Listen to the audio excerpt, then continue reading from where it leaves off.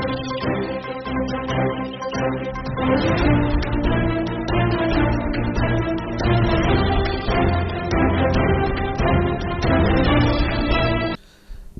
आवाज़ एक खास मुलाकात में आज मुलाकात कर रहे हैं चंद्रराज सिंह सिंघवी साहब, जो राजस्थान की राजनीति को मैं समझता हूँ काफ़ी अंदर तक जानते हैं और इन्होंने राजनीति के 60 सालों में इन्होंने वो राजनीति देखी है जहाँ से आदमी दरी पट्टी बिछाया करता था और अलग अलग पोस्ट पे आज कोई केंद्रीय मंत्री बन गया, कोई क्या बन गया, सीएम तक बन गए।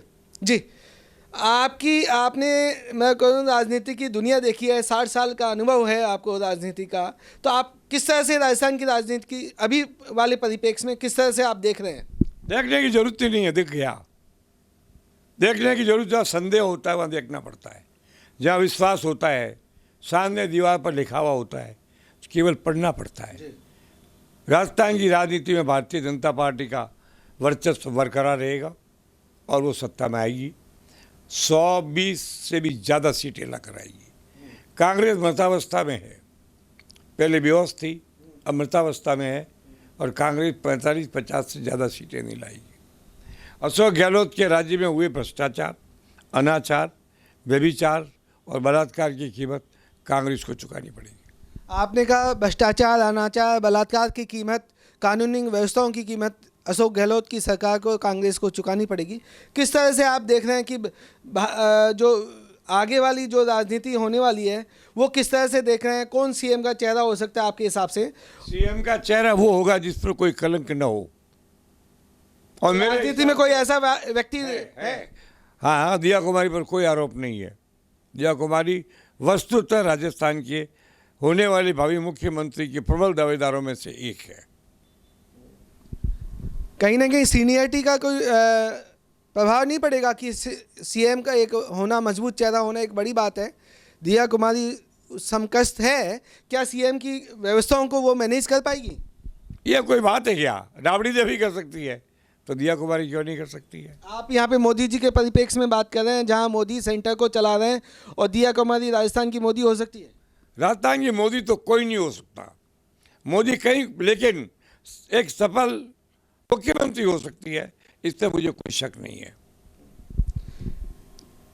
अभी जो करंट सिनेरियो में कांग्रेस ने बहुत सारे मुद्दे उठाए हैं, एक ओबीसी का भी मुद्दा लगातार कांग्रेस के मुखिया उठाते रहे हैं, मतलब मुखिया ही बोलूँगा मैं उनको, राहुल गांधी को। तो आप उस ओबीसी के मुद्दे पे आप क्या कहना चाहेंगे? तो मोदी खुद ही ओबीसी है, मैं क्या कह सकता हूँ?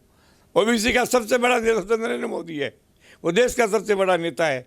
ओबीसी क्या है? जैसे जाट, राजपूत सब बंटे हुए, ओबीसी में कई जातियाँ, जब जाति विश्लेषण करोगे तो ओबीसी एक जातियों का समूह मात्र है, अलग जाति नहीं है। बिल्कुल समूह मात्र है, लेकिन एक मैं समझता हूँ भारतीय सभी एक समूह मात्र है। कोई हिंदू में, कोई मुसलमान में, कोई किस में, कोई क्रिश्चियन है, कोई ईसाई है, कोई। लेकिन क्या हिंदुस्तान को राजनीति के जातिवाद में बांटना चाहिए? क्या इससे कांग्रेस सही संदेश दे रही है? और क्या कांग्रेस ओबीसी का मुद्दा उठा के कहीं ना कहीं अपने ही वोटर्स पे आप किस तरह से देख रहे हैं? देखना साहब है, हिंदुत्व का मुद्दा तो उठना चाहिए। वो एक जाति विशेष का मुद्दा नहीं, संप्रदाय का मुद्दा है।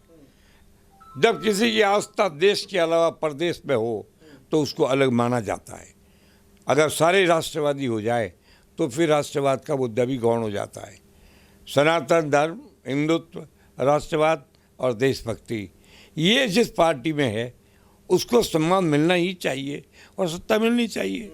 मैंने जब शिवसेना ज्वाइन की तो मेरे सामने एक प्रश्न था कि आप किस लिए कर रहे हो? मैं सत्ता के लिए ज्वाइन नहीं की, मैं सिद्धांतों के लिए आई। बाला साहब ठाकरे से बड़ा देशभक्त, हिंदुत्व का रक्षक, सनातन का रक्षक, राष्ट्रीयता का रक्षक, सेना का सम्मान करने वाला, सिपाहियों का सम्मान करने वाला और देशभक्ति का पूरक और कोई व्यक्ति नहीं था। मैं उसकी पार्टी में जब आया, मैं जानता था कि राजस्थान में हमारे 2-4-10 MLA भी नहीं आएंगे, फिर भी मैं आया। इसलिए मेरे नियुक्ति पत्र में स्पष्ट लिखा गया कि आप समान विचारधारा वाली पार्टियों के साथ सहयोग से राजनीति करोगे। तो समान विचारधारा वाली पार्टी शिवसेना की भारतीय जनता पार्टी के अलावा हो नहीं सकती। इससे खुल्लम खुल्ला भाजपा का समर्थन करता हूँ, एकनाथ शिंदे के आदेश का पालन करता हूँ। वो यही चाहते थे और वही कर रहा हूँ। कहीं ना कहीं कांग्रेस में वापस ओबीसी के मुद्दे पे आता हूँ, ये ज्वलंत मुद्दा है। कहीं ना कहीं कांग्रेस ऐसा नहीं लगता कंफ्यूजन में है, क्या मुद्दे होने चाहिए, क्या नीति होनी चाहिए राष्ट्र, मतलब कांग्रेस को चलाने के लिए, राष्ट्र को चलाने के लिए किन मुद्दों पे वोटर्स को प्रभावित किया जा सकता है? कहीं ना कहीं ऐसा नहीं लगता कांग्रेस अगले लास्ट 10-15 सालों में कंफ्यूजन में जी रही है? जी रही है, बड़ी बात है। जिस कंफ्यूजन में कांग्रेस है वो कोमा की स्टेज है। ये गनीमत है कि कांग्रेस कोमा में नहीं गई है, कंफ्यूजन में तो है। टोटल कंफ्यूजन, इनडिसीजन, लीडरशिप का क्राइसिस, आपसी लड़ाई, सचिन पायलट की लड़ाई गहलोत के साथ, गहलोत की लड़ाई, और सबसे बड़ी बात कि जिस सोनिया गांधी ने गहलोत को हाथ पकड़ के सत्ता में बनाए रखा, बिना योग्यता, बिना गुणवत्ता, केवल अपने दम पर, आज उनके प्रति अवहेलना करना क्या अशोक गहलोत को उचित लगता है? वो भूल गया श्री कृष्ण ने कहा है दुनिया में हर अपराध की एक सजा है, पर कृतज्ञता की कोई सजा नहीं है। अशोक गहलोत कृतज्ञता के सारे आयाम पार कर चुके हैं, और जो कृतज्ञ होता है उसकी बहुत ही बुरा अंत होता है। ये श्री कृष्ण ने भी कहा है, आप भी जानते हैं और मैं भी जानता हूँ। और इसलिए कांग्रेस आज बहुत बुरी स्थिति में है, क्योंकि सोनिया गांधी का सम्मान भी खत्म हो गया, राहुल गांधी का प्रेम खत्म हो गया, प्रियंका के आदेश की अवहेलना खत्म हो गई, सब कुछ मिला करके, और कांग्रेस पूर्ण असमंजस की स्थिति के अंदर ऐसे गहरे पानी में डूब गई है कि जहाँ से निकल कर आना पॉसिबल नहीं है। कहीं ना कहीं गहलोत के साथ कहीं ना कहीं सोनिया का, राहुल का एक विश्वास था, उस विश्वास को गहलोत ने कहीं ना कहीं छिलनी कर दिया। और 25 सितंबर वो डेट कहीं ना कहीं गहलोत ने अपने जो एक जिस तरह का लीडरशिप थी, जिस तरह की उनकी गांधीवादी छवि थी, लास्ट 3 साल में उस छवि को कहीं ना कहीं गहलोत ने अपनी छवि को चोट पहुंचाई है।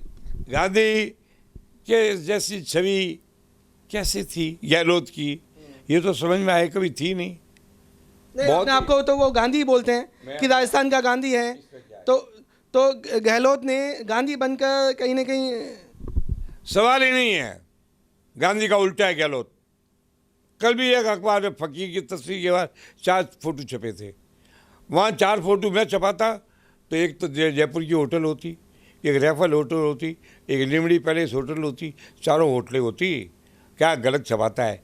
1000 करोड़ रुपया गहलोत ने परचेज खर्च किया हुआ राज्य सरकार का, जनता की करी कमाई का, केवल अपनी छवि सुधारने के लिए।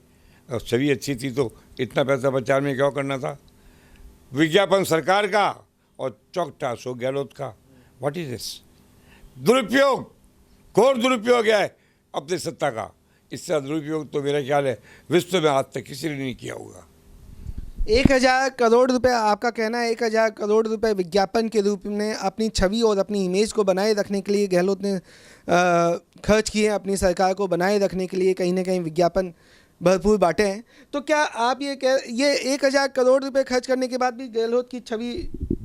आप एक काम करिए, मैं गहरा काला रंग आपको देता हूँ और बाकी सब रंगों की एक एक पैकेट दे देता हूँ, पीला, लाल, हरा, सबको रगड़िए, पर काला तो काला ही रहेगा। काला काला सफ़ेद कैसे होगा? काला लाल कैसे होगा? काला पीला कैसे होगा?